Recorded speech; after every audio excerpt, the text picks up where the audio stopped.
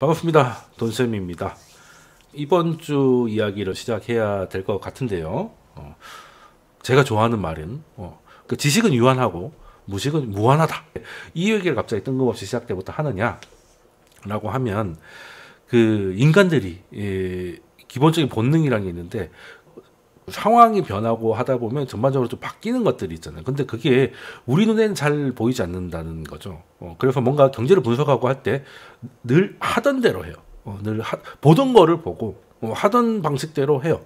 그래서 주변에 뭐 경제학을 전공했거나 아니면 뭐 경제학자라든지 경제학 교수라든지 그런 사람들이 정작 주식 시장에서 크게 돈 벌었다는 얘기는 별로 못 들어봤을 겁니다.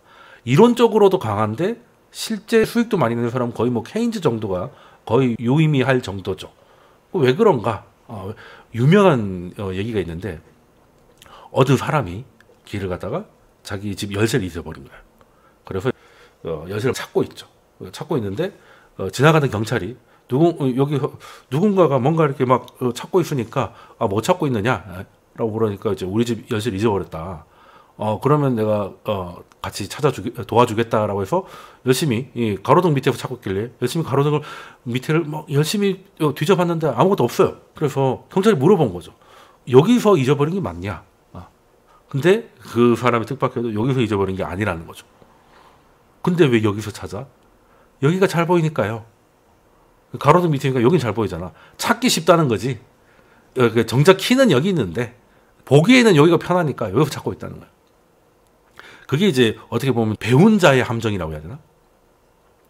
모를 때도 마찬가지는 하지만 사람들은 본능적으로 편하고 익숙하고 이런 것들을 찾게 돼 있잖아요. 이게 경제에서도 마찬가지입니다. 그러니까 코로나가 됐던 금융위기가 됐던 그 큰 사건이 하나 터지면 그것 때문에 바뀌는 것들이 꽤 많아요. 그런데 그 원인과 진단을 그냥 자기가 아는 데서 자기가 찾기 쉬운 데서 찾다 보니까 자기가 보는 지표라든가 아니면 자기가 보는 유튜브 채널이라든가 뭐 이런 것들만 이렇게 집착을 해서 보다 보니까 이게 가로등 효과다. 근데 우리들만 이렇게 빠져 있는 게 아니라 시장 전체가 그렇다는 건데 한 10달 전에 댓글 하나가 달렸습니다. 미국의 경기 침체 오지 않을 것이다. 라고 영상을 올렸더니 그때 이제 제가 얘기했던 거는 경기 침체라는 게 지금 미국에서는 이제 온다고 하지만 위기라는 건 그렇게 인사성이 바르지 않고 뭐 제가 늘 하던 얘기들을 하면서 경기 침체 안 온다고 했더니 이제 뭐 악플까지는 아닌데 그래서 경기 침체 안 온다 뭐 이게 요즘 조금 오른다고 이제 정신이 없냐 뭐 이런 식으로 말씀을 달아주셨는데 그래서 영상을 박제해 놓을게라고 했는데 영상 박제하셔서 가지고 지금 보셨으면 빨리 저한테 연락 주시고 같이 투자를 하시죠. 이 정도면 잘 맞춘 거 아닙니까? 그죠? 그러고 나서 이제 주요 지표들을 보면 이게 딱 댓글 달렸던 시점입니다. 10개월 전이죠. 10개월 전인데 여기 이게 글자 잘 보이실지 모르겠네요. 여기 니케이 같은 경우는 그 이후로 한 20% 올랐고요. 그리고 이제 그냥 전 세계에 골고루 투자하는 거를 했어도 17% 정도 상승을 했고 나스닥이 13.58% 하다못해 코스피도 5.27% 올랐습니다. 그러니까 끝을 모르고 하락하던 항생도 저점 대비로는 거의 뭐 30 가까이 올라가면서 지금 아직까지는 10개월 전보다 마이너스긴 하지만 연초 대비는 플러스로 전환을 했죠. 그래가지고 마이너스 4% 정도로 굉장히 돌아와 있습니다. 침체가 온 것 같진 않죠, 그렇죠? 어차피 안 온 거 아시잖아요. 그러니까 홍콩이나 이게 중국 같은 경우 제외하고는 그 딱 10월 말쯤에 바닥 찍고 상승을 하다가 최근 4월 들어서 조금 조정을 받다가 이제 반등을 하고 있는 다들 알고 계실 것 같은데 이번만 그런 게 아니라 그때 그 경기 침체에 대해서 이제 주장하시는 분들이 이제 첫 번째 근거가 이제 금리 인하를 할 건데 금리 인하는 대체적으로 증시 폭락으로 이어졌다. 그래서 앞으로 크게 무너질 건데 제가 경기 침체 안 온다. 금리 인하를 해도 경기 침체 안 올 거다. 라고 했더니 정신 나갔다. 뭐 이런 얘기를 하셨는데 그래서 이것도 사실은 디플레 시대의 그 마인드로 그대로 시장을 보고 계시니까 그렇게 된 거고 아마 이런 성향이었다면 아마 그때 그 금리 인하하고 증시는 폭락할 거니까 채권을 많이 사셨다가 지금 좀 고생 좀 하고 있지 않을까 그런 생각을 조금 해봅니다. 해봅니다. 그래서 뭐 저도 마찬가지고 관성적으로 생각하지 말자. 관성적으로 생각하지 말자는 얘기를 하고 싶고요. 일단 인간은 아는 것만 보입니다. 그러니까 모르는 거는 모르니까 못 보는 거죠. 그러니까 아는 것만 보는데 문제는 내가 알고 있는 거, 내가 인지하는 게 한계가 있다는 거를 분명히 알고 있어야 되는데 아는 것만 보고 자기 포지션대로 생각을 하고 행복회로 돌리면서 좀 관성을 가잖아요. 생각에도 관성이 굉장히 강하거든요. 생각을 바꾼다는 게 정말 쉽지가 않습니다. 정치도 마찬가지잖아요. 그러니까 저희 같이 예를 들어서 뭐 저 같은 경우는 개인적으로 정치만 하더라도 굉장히 민주당을 오랫동안 지지했던 사람인데 문재인을 겪으면서 지금은 정반대로 돼 있죠. 정반대로 돼 있는데 이게 사실 그렇게 쉬운 일이 아니에요. 어떻게 보면 문재인이 너무 못했으니까 그냥 전향했다라고 말하긴 쉬운데 이게 내가 거의 20년 가까이 가지고 왔던 정치적인 가치관을 쭉 검토를 해서 지금까지 내가 잘못 판단됐다는 걸 인정하고 뭔가 반대의 스탠스로 간다는 거는 굉장히 직접적인 용기가 필요한 행위거든요. 그래서 보통은 그래서 이렇게 하는 분들은 그게 뭐 보수였다가 뭐 진보로 가시든 어쨌든 바뀌는 경우는 그래도 뭔가 계기가 있고 그것 때문에 자기가 오랫동안 관성적으로 생각해왔던 정치적 성향을 이제 바꾸는 그런 직접 행위를 하신 건데 보통은 이제 그게 잘 안 되니까 인지 부조화거든. 내가 지지했고 분명히 좋은 정당인데 그 정책이 내가 들어도 좀 아닌 것 같아. 뭐 최근의 경우는 뭐 이제 민주당을 총선에 지지했는데 금투세는 너무 좀 아닌 거 아닌가? 뭐 이런 생각을 하다 보면 이게 약간 헛갈리잖아요. 헛갈리니 그러면 보통 어떻게 됩니까? 내가 지금까지 판단을 잘못했구나. 가 정상인데 그게 잘 안 돼. 그게 보통은 그래서 진영 논리에 빠져가지고 음모론에 빠지죠. 그 인지 부조가 와서 그 논리 구조가 깨져요. 논리 구조가 깨집니다. 그러다 보면 소위 말하는 빠가 되는 거죠. 왼쪽이든 오른쪽이든 간에. 그게 뭐 정치가 그렇다 치더라도 투자에서 그런 성향을 갖고 있는 사람은 투자가 좀 위험하다고 생각을 해요. 왜냐하면 투자도 결국에는 그거거든요. 그러니까 내가 투자를 했을 때 나름 뭐 리서치를 엄청나게 하고 자료를 모아서 여러 가지 고민 끝에 내가 이제 어디에 투자를 했단 말이에요. 근데 처음에는 뭐 예상대로 가는 것 같더니 어느 순간 보니까 이게 그냥 있을 수 있는 변동성이 아니라 뭔가 굉장히 내 생각과 반대로 간다는 생각이 들면 내가 방향까지는 아니라도 적어도 타이밍은 내가 틀렸구나. 심지어 방향도 틀렸을 수도 있기 때문에 그러면 나의 잘못된 판단 인정하고 그 포지션을 이제 손절을 해야 되는 거거든요. 근데 그게 정말 어렵거든요. 돈으로 손실 확정이 되는 것도 짜증나는데 내가 틀렸다는 걸 인정해야 된다는 게 진짜 뼈를 깎는 거거든요. 그러니까 이제 시장하고 싸우게 되는 거죠. 아니야 저기 언론들이 저래 공매도 때문이야 별의별 이유를 갖다 대면서 자기가 틀리지 않았다는 걸 증명하기 위해서 애를 씁니다. 근데 그러면 뭐예요? 주가가 내려가면 끝인데. 그렇지 않습니까? 그래서 이 관성적 사고라는 게 경각심을 계속 하지 않으면 계속 관성적으로 생각대로 하게 돼요. 세상은 더 이상 그렇게 움직이지 않는데. 예를 들어서 올해 1분기에 제일 잘 나갔던 데가 일본 아니겠습니까? 지금 고점찍고 조금 내려오긴 했습니다. 솔직히 몇 년 전으로 돌아가가지고 아베노미스 시작할 때뿐만 아니라 일본이 다시 버블 때 고점을 발라낼 거라고 하면 웃는 정도가 아니라 다 비웃었을 거야. 그죠? 일본이 91년 고점을 니케이가 찍을 겁니다. 심지어 넘을 거예요. 라고 하면 이제 토착 외고했고 드디어 정신이 나왔구나. 이런 얘기를 하셨을 건데 근데 했잖아요. 물론 뭐 고점은 조금 갱신하고 조금 밀리긴 했습니다만 뭐 그 정도 올랐으면은 뭐 이 정도 빠지는 거야. 별것도 아닌 상황인 거죠. 일본이 좋을 거란 얘기는 저도 2년 전부터 했잖아요. 2년 더 된 것 같은데 아무튼 저는 아베노믹스 때도 굉장히 우호적으로 봤던 사람이고 그리고 점점 진행이 되면서 처음에는 이거라도 해보려고 하는 의지가 부럽다라고 이제 인정을 했던 부분이고 그 다음에는 효과가 없는 것 같진 않다. 물론 2016년에 뭐 브렉시트나 뭐 이런저런 문제로 엔화 약세가 생각처럼 잘 안 됐습니다만 그래도 일본에서는 금기시됐던 무언가를 한번 시도한다는 것 자체는 어떻게 보면 저런 그 오래된 정치인이 갖고 있는 정치력으로 한번 해볼 만한 거 아닌가. 우리는 아베를 정말 미워합니다. 우리가 아베를 예뻐할 수는 없죠, 솔직히. 예, 그렇지 않습니까? 근데 어쨌든 아베는 일본에서는 꽤 상당한 영향력이 있는 정치인이었고 자신이 갖고 있는 영향력을 가지고 일본이 금기시되어 왔던 재정 정책이라든가 완화적 통화 정책이라든가 이런 것들을 이제 공격적으로 가는데 그 자기의 정치력을 활용을 했단 말이에요. 그러기 위해서는 우익을 활용해서 우리나라를 뭐 자극하기도 했고 뭐 트럼프한테 이것도 열심히 하고 뭐 여하튼 열심히 했잖아요. 저는 그게 부럽더라고요. 지금 우리 같은 경우는 이재명 대표 같은 경우는 자기가 갖고 있는 정치력을 가지고 자기의 사법적 리스크 방어를 하기 위해서 그냥 굉장히 자기의 정치력을 어떻게 보면 그 자기가 얻은 게 아니라 그 진보 진영의 우두머리로서 가지고 있는 정치력을 사적으로 쓰고 있잖아요. 사적으로. 그렇지 않습니까? 근데 아베는 적어도 공적으로 썼어. 그렇지 않습니까? 우리 입장에서는 아베를 예쁘게 볼 수는 없지만 딱 제3자 입장에서 이재명하고 아베를 놓고 보면 아베가 맞지 않느냐라는 거죠. 지금 이재명이 한국이 20몇 년간의 구조적인 디플레에 빠져가지고 뭔가를 시도를 해야 되는데 그게 잘 안 되고 사회가 경직돼 있기 때문에 그래서 자기가 다수석을 이용을 해가지고 뭔가 확 밀어붙이고 이런 게 아니잖아요.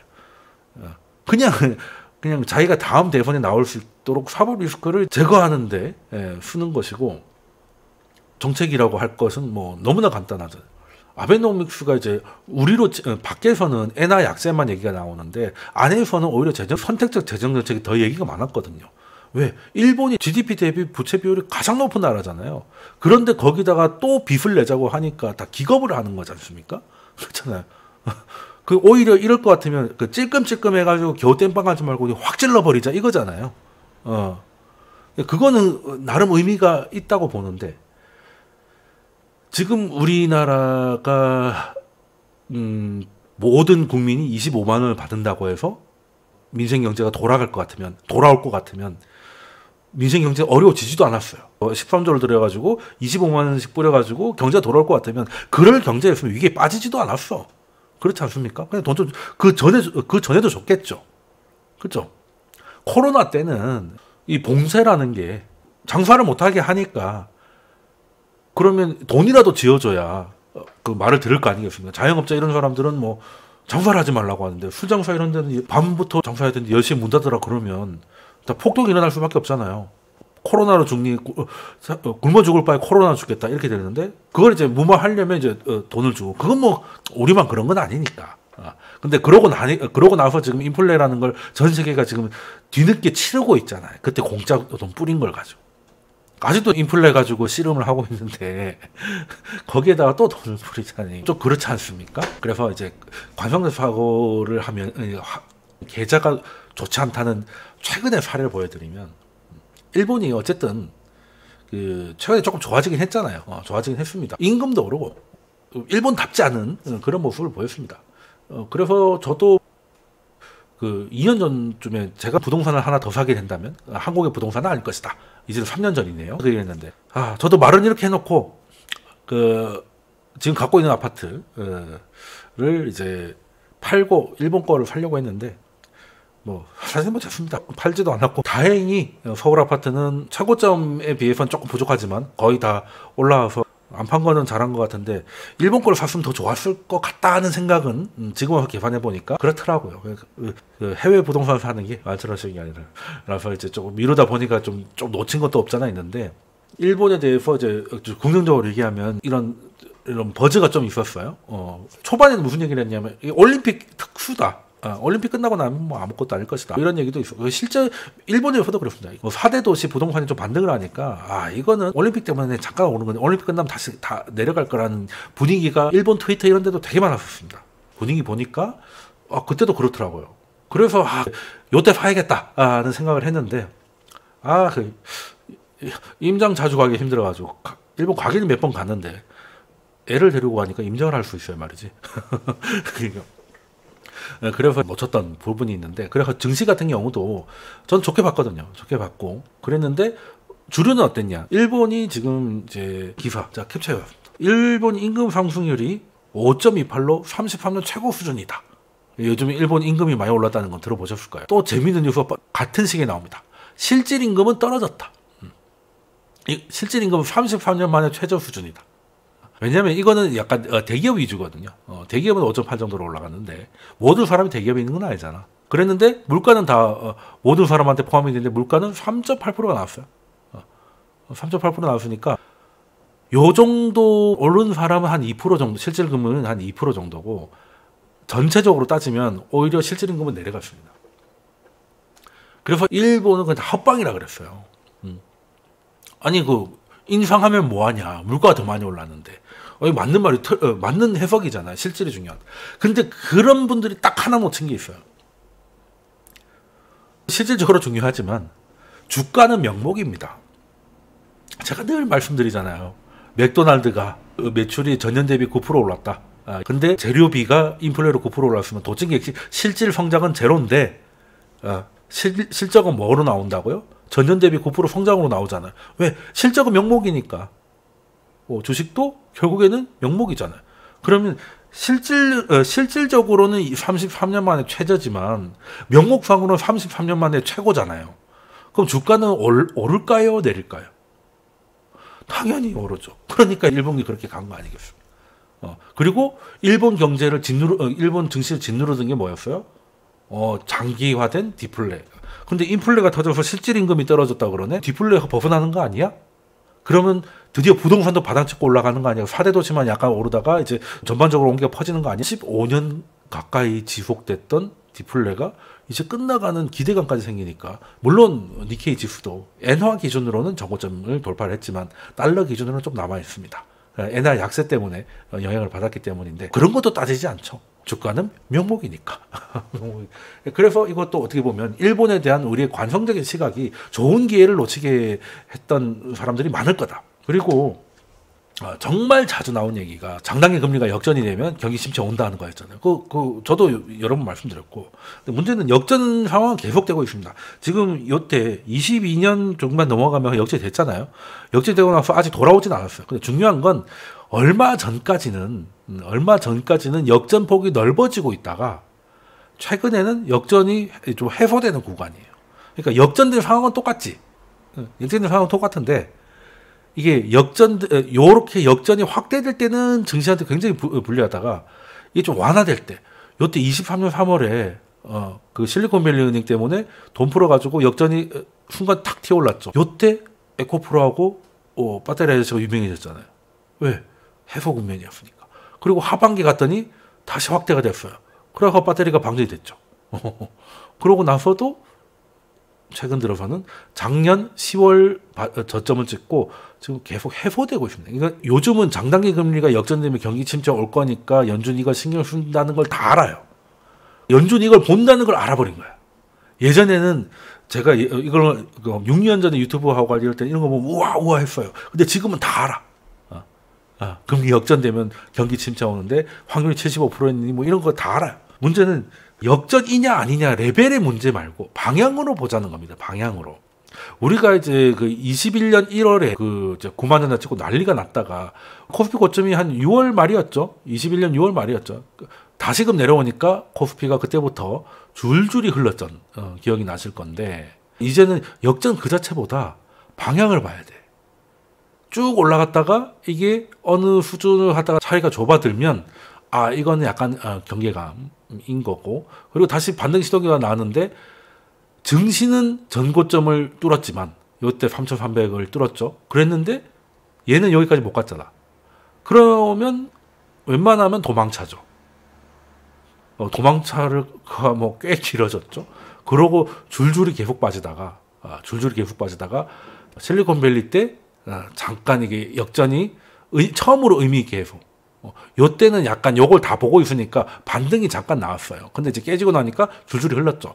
그 흐른 이후로 처음으로 이제 반등이 나오니까 그때부터는 작년 3, 4월 때부터 이제 배터리가 달렸던 기억이 나실 건데, 그 이후로는 배터리는 좀 힘들어졌고 AI가 받쳐주는 반도체 정도만 달리고 있는 상황인데, 시장 전반으로 봤을 때는 작년 10월 이후로는 이거는 역전 상태 해소다. 그러니까 이거 레벨 보지 말자는 거예요. 레벨 보지 말고 방향 보자는 거예요. 방향. 요거 이 정도 올라갔을 때 얼마나 우리 코스닥 뜨거웠는지 기억나시잖아요. 지금도 중립한에도 2,700원 얼마입니다. 예, 회수가 됐고 그렇죠. 그래서 2년물이 좀 내려오고 있어요. 2년물이 내려오고 이렇게 하면 점점 해소 국면이 조금 더 가게 될 겁니다. 그러면 중요한 거는 이게 계속 줄어드는 상황에서는 위험 자산이 유리한 국면이다라는 거죠. 그러니까 이게 틀렸다는 건 아니에요. 역전돼도 상관없다는 게 아니라 뭐 역전이 됐냐 안 됐냐 여기서 되니 안 되니가 중요한 게 아니라 방향이다. 관성대로 역전이냐 아니냐만 생각하지 말자라는 거고 관점을 바꿔야 돼.